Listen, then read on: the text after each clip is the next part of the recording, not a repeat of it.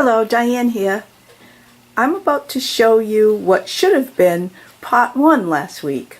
Last week I showed you how to quilt in the hoop with the final strips of fabric that go into an embroidered design. Today I'm going to show you how to start that process because it seems to me I'm going backwards, I know. Didn't mean to, but I'm starting a new design, so I thought I'd show you the beginning part of the process. Last week I was just thinking about quilting in the hoop, but now I'm going to show you just how we start off the process. Okay, so today I'm working on the same design, a baby quilt, using the Anita Good software called Fairy Tales. Today we will be doing the elephant design. So the first thing that you do when you are doing machine embroidery is you select your design and you select your hoop size and put on your stabilizer. Just as you would any embroidery project, you put your stabilizer over the hoop, put the hoop cover on, and tighten it up here. Now what I am using is the Floriani no-show mesh is what it's called. Floriani no-show mesh. It's a very nice stabilizer, and I mostly use this for all the baby quilts I do. So the first thing you do is put your hoop into the machine. That's just telling you that the carriage of your embroidery unit is going to move, and to keep your hands out of the way, you tell the machine, okay, now it's set up in the center of the design. I like to check to see whether or not my design is where it's supposed, if my design is going to stitch out where it's supposed to, which would be in the center of this hoop. So there's a little test. I just do this. You just press this piece that shows you exactly where the machine is going to embroider on the hoop. And as you can see, it's centering a square in this size hoop, so I did select the right one. And as a matter of fact, if I selected the wrong one, this machine will ding at you and say, nope, you can't, that design will not fit in this hoop. So using your instructions for the embroidery design, it tells you the first step. We're all set. We picked out our design. We put our stabilizer on the hoop. I've got my colors all selected, but this is the beginning stage. How do we get our fabric onto the hoop? The first thing is a placement stitch.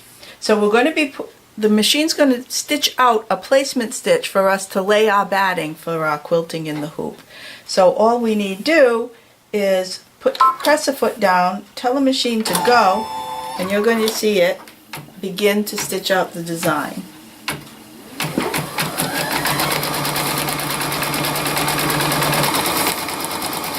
Maybe we want to go a little closer. I don't know if you can see those stitches. Yeah, maybe you can. Right there. Stitching out the design for you in the nice square. You just let it go along and it'll stitch it out for you.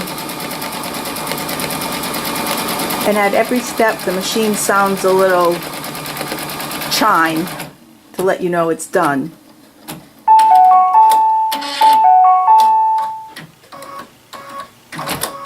Okay, step 1 is complete. Step 1 of 37 steps, but believe me, they go fast.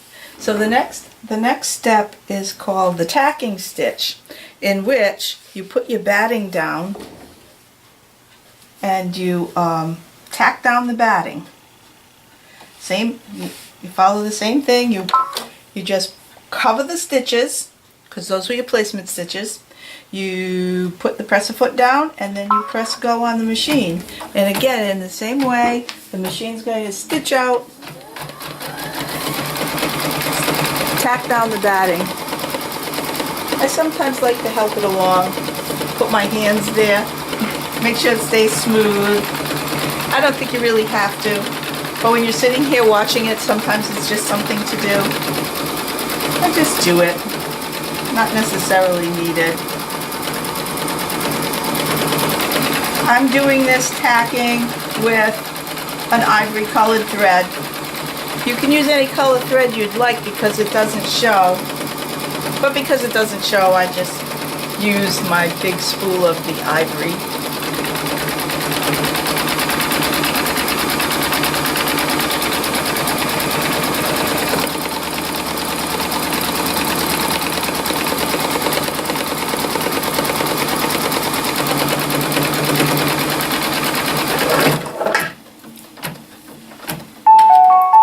And there's that chime. So the next step is to trim away the excess batting. Let me get a little bit better view for you to see. I will do that. It's not really any big mystery, but I'll show you. Some people do it while the hoop is still on the machine, which it's up to you, whatever makes you most comfortable. I am using those scissors that are used for trimming embroidery. I can't remember the name of them. I'll put it in my description later afterwards. Or if you're not comfortable trimming your batting while the hoop's in, you take the hoop out and do your trimming. I'm not real fussy about where this all gets cut later. Doesn't have to be fussy cut to not show. All this is going to be in your quilted seams, so not to worry.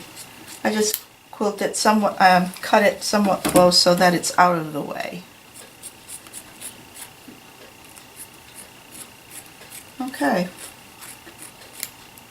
So that was step 2, the tacking stitch. We put our hoop back on because it says step 2 is tacking stitch and trim the batting. Now we're going to do another placement stitch for your muslin or your cotton, whatever you're using. So again, same deal. Put down the press-a-foot, press go on your machine, depending on what style of machine you have, and in much the same way, only a little more into the design, you can see we're stitching a placement line for your fabric, the fabric on which your design will be embroidered. It's probably about a quarter, no, maybe an eighth of an inch in from the last placement, the tacking stitch. Okay, chime is sounded, and now we are going to place our fabric. In my case, it's a kind of a fancy muslin. I think it's Honestberg or I named something similar to that. I'm not sure. I like the look of this type of muslin. It's very, very natural looking. I always cut it a little bigger just so that I don't have to worry. So there's our cotton on the machine. Again, gets pretty boring. Place it down, press a foot down, press go, and we will be placing the cotton onto the hoop. Look at that, we're already up to step 4.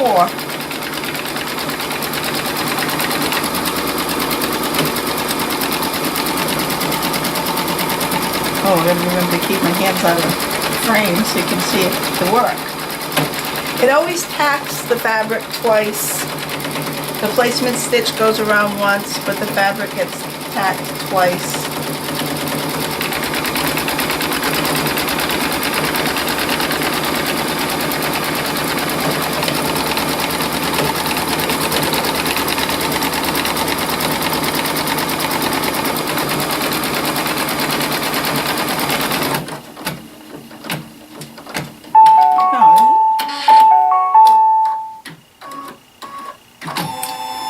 And there's our chime. Now the machine is ready to go into the actual design. You can see step 5, it tells you which color, which is an ivory color, and it wants to do the stippling. Very different from regular quilting is generally you'd put in your design and then you would quilt around it. Well, these quilting stitches, they're meandering stitches and they're going to go all around this design, but the meandering stitches go in first. Normally I would trim this cotton before I started this, but it doesn't matter. You can do it later. You can do it when you take this off. I definitely will trim it before I start putting the fabric on it because we don't need that much bulk. But just to make this video a little shorter, I'm going to show you the stippling. We'll just do step 5, the stippling, and then when we go into the colors, that's something that, you know, you already know about, that you just follow all the colors and do the design onto the fabric. So let's just do the stippling. I haven't shown you that. Press a foot down. I'll do the stippling in the ivory as well. I like the ivory stippling in the background. Press this and you'll just see the machine do its work.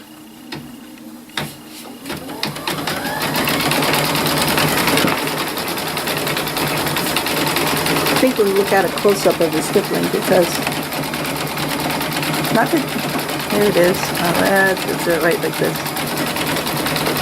You can almost see, well, you see the outline of what the stitch, the embroidered design is going to look like because the machine is doing all the stippling around the design that is to come and then following steps. By watching the embroidery machine do stippling on these blocks is how I learned stippling on my free motion long arm, because I just kind of mimicked what was going on here. It only makes sense. You're filling up a space with a meandering line that doesn't cross over itself. To me, those are the only rules. Now there may be more. I'm not a professional by any means, but that's how I would stipple a quilt on my long arm as well. Just kind of putting it in. And to me, it looks like jigsaw puzzle pieces. That's what I try to mimic. Jigsaw puzzle pieces. And there we are. So that's it on how you set up your hoop and fabric when you're getting ready to do an embroidery design. Let's see if I can show you any more progress I've made on other things this week. It has been a quilty week, but I've been very busy. I've been, you know, doing other things besides quilting. But I'm very happy to say that I've put all of this quilt. This is my first Saturday quilt that I started in 2015. I'm kind of cramped here with where my long arm is and where my design wall is. When I set up the design wall, and it's screwed in there permanently, when I set it up I didn't even know I'd be getting a long arm. So I might be moving the long arm just so but I mean, there's plenty of room back here. It looks different on the camera. You can see that when I'm back here I have plenty of room to go back and forth and quilt, you know, and see what's going on in the rest. But it's hard for photography when I'm trying to take a picture of a quilt because I can't get the bottom of it. But there are my 13 designs. There's 13 different quilt blocks, and then there are 12 of the, oh wow, looking at the wall and seeing the quilt and then looking at it through my camera, it looks so different because it's smaller and I can see how the filler squares look. Well, told you I'd show you that. And that's ready for the first border. That's what I'll probably be doing tonight while my phone is too loud, I apologize there. While I am waiting for my embroidery machine to stitch out the designs, I'll be putting the border on this quilt. So have a great weekend, everyone, and enjoy your retirement.